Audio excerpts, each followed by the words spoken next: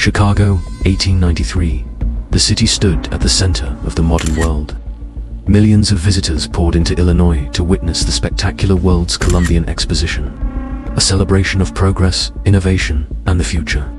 Towering buildings illuminated by electric lights amazed crowds from across America and Europe. Families arrived by train. Young women traveled alone, seeking work and opportunity. The atmosphere was filled with excitement, ambition, and endless possibility. But hidden among the crowds was a man who saw something very different. While visitors admired the wonders of the World's Fair, a charming doctor was using the event as cover for something far darker. Just a few miles from the fairgrounds stood an unusual building that locals would later call the Murder Castle. Behind its ordinary exterior existed a maze of secret hallways, hidden rooms, locked chambers, and mysterious passages designed by a man whose name would become legendary in the history of American crime. Guests checked into the building and were never seen again. Young women arrived searching for employment and vanished without explanation. The man behind the building was H. Holmes, and he became one of the most notorious killers America had ever known. His real name was Herman Webster Moot. Born in New Hampshire in 1861, Holmes grew up in what appeared to be a respectable family. From an early age, he displayed remarkable intelligence and an unusual talent for manipulation. Teachers described him as bright and capable. Neighbors remembered him as polite and well-spoken. Yet beneath the surface, darker tendencies emerged. As a young man, Holmes studied medicine at the University of Michigan. During his medical training, he gained detailed knowledge of anatomy and discovered how easily death could be exploited for financial gain. He participated in insurance fraud schemes involving corpses. Bodies could be altered, disguised, and used to fake accidental deaths. Insurance companies paid money. Holmes collected profits. Throughout his early adulthood, Holmes moved frequently, changing jobs and locations constantly. He married multiple women, often while still legally married to someone else. Business partners lost money. Friends were deceived. Everywhere he went, Holmes left behind a trail of lies. By the late 1880s, he arrived in Chicago, a city expanding rapidly with economic opportunity. New residents arrived constantly. People disappeared into the growing city without attracting attention. It was the perfect environment for a skilled con artist. Holmes quickly established himself as a pharmacist and businessman. He purchased property in the Englewood neighborhood and began constructing a large building that would eventually become infamous throughout the world.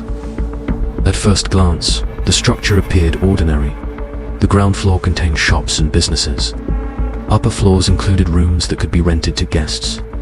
Construction crews worked continuously, but Holmes rarely allowed any single team to remain long enough to understand the entire design. Contractors were hired and fired repeatedly so nobody could understand the full picture. Years later, investigators would enter the structure and discover something extraordinary. Hidden within the building were secret corridors leading nowhere. Stairways ended abruptly. Doors opened into brick walls. Small rooms lacked windows. Some chambers were reportedly fitted with gas lines controlled from Holmes's office. There were concealed chutes leading downward through the building. Even more disturbing were reports of a basement equipped with chemical vats capable of dissolving remains, surgical tools, and a furnace that newspapers quickly labeled a crematorium. The stories shocked the nation. Holmes possessed extraordinary charm. He spoke confidently and carried himself like a successful professional. Women frequently trusted him. He understood exactly what people wanted to hear. Many of his victims were young women. Some worked for him. Others rented rooms. Some became romantically involved with him. Holmes often promised marriage, employment, or financial security. Then suddenly, those women vanished. Family members searched desperately. Letters stopped arriving. Parents waited for news that never came. In an era before modern databases and instant communication, disappearances were far easier to conceal. Holmes exploited that reality perfectly. As the World's Fair approached in 1893, Chicago prepared for an unprecedented influx of visitors. Millions traveled to the city from across the globe. Crowds created anonymity. New arrivals had no local connections. Travelers often arrived alone. If someone disappeared, it might take weeks before concerns reached authorities. For Holmes, the fair represented the perfect hunting ground. Stories emerged claiming Holmes targeted fair visitors, especially women traveling independently. The exact number of victims remains one of history's great mysteries. Some early reports claimed Holmes murdered more than 200 people. Modern historians generally believe those numbers were greatly exaggerated.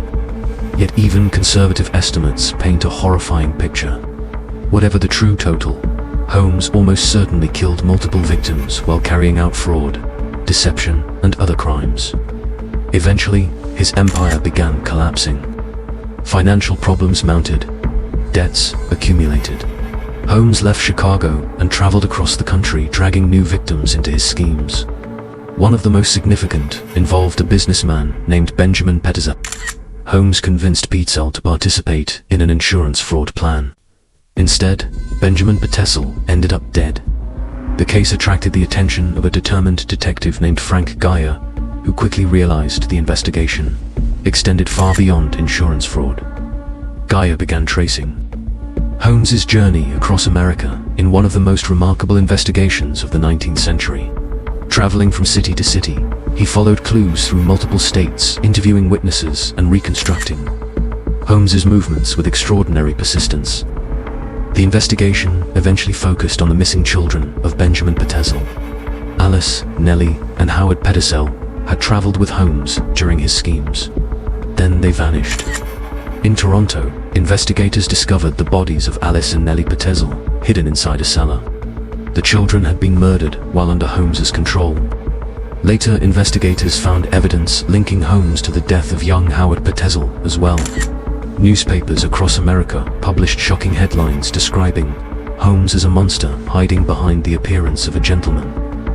Authorities arrested Holmes in 1894, initially focusing on insurance fraud.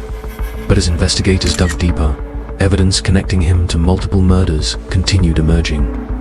The stories surrounding the Chicago building resurfaced.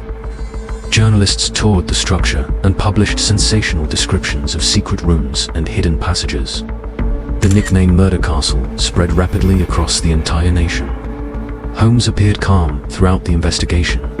He granted interviews, spoke confidently, and seemed almost amused by the attention surrounding him. His arrogance only increased public outrage. In 1895, Holmes was convicted of murder and sentenced to death. Even after conviction, Holmes began giving interviews and making extraordinary claims. At one point, he confessed to 27 murders. The confession created international headlines. On May 7, 1896, H. Holmes was led to the gallows. Witnesses watched as one of America's most infamous killers faced justice. Moments later, the execution was carried out. The man who had spent years manipulating others was finally gone. Yet his story refused to disappear. For more than a century, Holmes has remained one of the most fascinating figures in criminal history. Books, documentaries, and investigations continue exploring the mystery surrounding his life. How many victims were there really? Which stories were true? The questions continue generating debate even today. But beyond the legends, one reality remains clear. H. Holmes demonstrated how dangerous charm can be when combined with deception and cruelty. He understood human trust better than almost anyone around him. He used intelligence, confidence, and manipulation as weapons. In an age defined by progress and optimism, Holmes revealed something darker, hiding beneath the surface of modern society. While millions celebrated the wonders of the World's Fair, a predator operated in the shadows. Visitors arrived in Chicago dreaming of the future. Some never returned home. And hidden behind the respectable image of a doctor and businessman stood a man whose name became permanently linked to murder, mystery, and one of the most chilling chapters in American criminal history.